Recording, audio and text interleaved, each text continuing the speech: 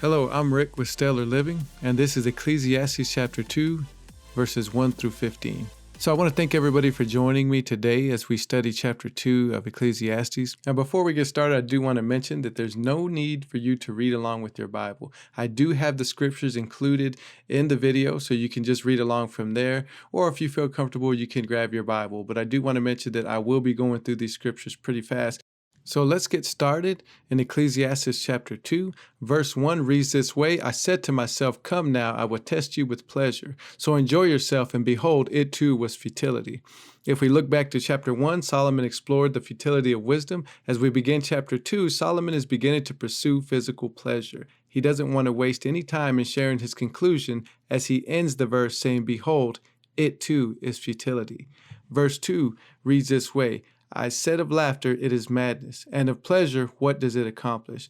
Our author turns to laughter to find a meaning to life, much like most of us, similar to watching a Netflix comedy special or making jokes of our personal sources of stress. He then questions his pursuit of pleasure as he is left wondering what he accomplished from self-satisfaction. We spend our time of leisure doing things that please us. Whether it's time on our phones or time with family, it always comes to an end, and the pleasure usually doesn't linger very long.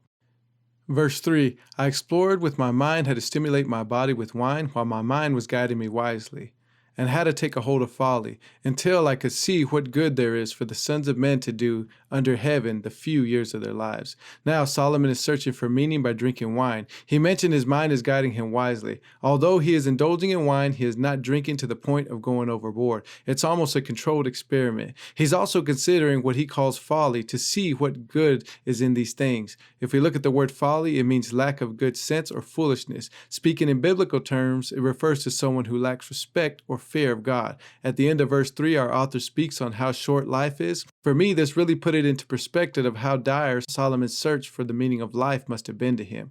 I think in each one of us, there is a part of ourselves who is searching for a meaning, something greater or bigger than what we are currently living through. Perhaps the answer to this age-old dilemma lies right here in the pages of Ecclesiastes. Verse 4, I enlarged my works, I built houses for myself, I planted vineyards for myself. Verse 5, I made gardens and parks for myself, and I planted in them all kinds of fruit trees. Verse 6, I made ponds of water for myself from which to irrigate forests of growing trees. Here the preacher king writes about his living conditions. Imagine a king with the wealth of Solomon, where he had unlimited resources. He describes his home as if it is something out of Better Homes and Gardens. Verse 7, I bought male and female slaves, and I had homeborn slaves. Also I possessed flocks and herds larger than all who have preceded me in Jerusalem. As you read about the king's estate, you can see he would have needed a huge workforce to build and maintain it. Solomon purchased slaves who had children who were also his slaves. In 1 Kings chapter 4, verses 22 and 23, you can read about Solomon's provisions. For one day was 30 cores of fine flour and 60 cores of meal, 10 fat oxen, 20 pasteurized fed oxen, 100 sheep, besides deer, gazelles, roebucks, and fattened fowl, for all his household, servants, court officials, and their families. Verse 8, also I collected for myself silver and gold, and the treasure of kings and provinces. I provided for myself male and female singers and the pleasures of men, many concubines. In 1 Kings chapter 11, verse 3, we read Solomon had 700 wives, princesses, and 300 concubines, a far stretch from Solomon's take on women in Proverbs. When Solomon was old, his wives turned his heart away from God, and he began to worship idols. In chapter 7 of Proverbs, Solomon warns his son of the adulteress who flatters with her words. Then in chapter 19, Solomon says, houses and wealth are inherited from parents, but a prudent wife is from the Lord. Verse 9, then I became great and increased more than all who preceded me in Jerusalem. My wisdom also stood by me. Verse 10, all that my eyes desired, I did not refuse them. I did not withhold my heart from any pleasure, for my heart was pleased because of all of my labor. This was my reward for all my labor. Solomon didn't hold anything back. Given his wealth, he could do anything his heart desired. Looking at the last part of this verse, Solomon felt like he deserved to indulge himself, given all of his labor. Verse 11, thus I considered all of my activities which my hands had done, and the labor which I had exerted. And behold, all was vanity, and striving after the wind, and there was no profit.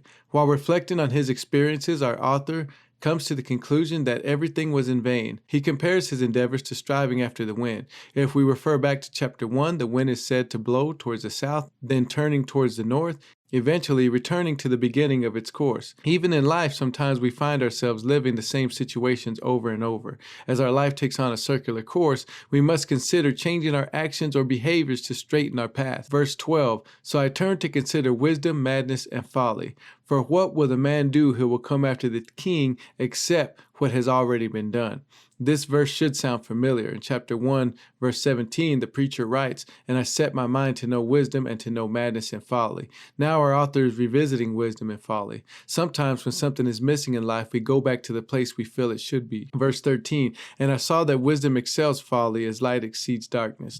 Now we shift from things being meaningless or vanity to seeing some value in wisdom. Although in the end, it too is vanity, it is better to be wise than a fool. Verse 14, the wise man's eyes are in his head, but the fool walks in darkness. And yet I know that one fate befalls them both. We can now see the value in wisdom. The wise man's eyes are in his head refers to being able to see where you are and where you are going through the light of wisdom. In contrast, we see a life of folly compared to walking in darkness. While there is an advantage to wisdom, our author returns to his grim outlook, stating both the wise man and the fool share the same fate. Verse 15, then I said to myself, as is the fate of the fool, it too will befall me. Why then have I been so extremely wise? So I said to myself, this too is vanity. We find the author searching his heart as he is confronted with the reality of his death, concluding that even in all his wisdom, his fate is the same. So that's going to be it for today. I want to thank you all for joining me, and we'll be back next week with Ecclesiastes Chapter 2, verses 16 through 26.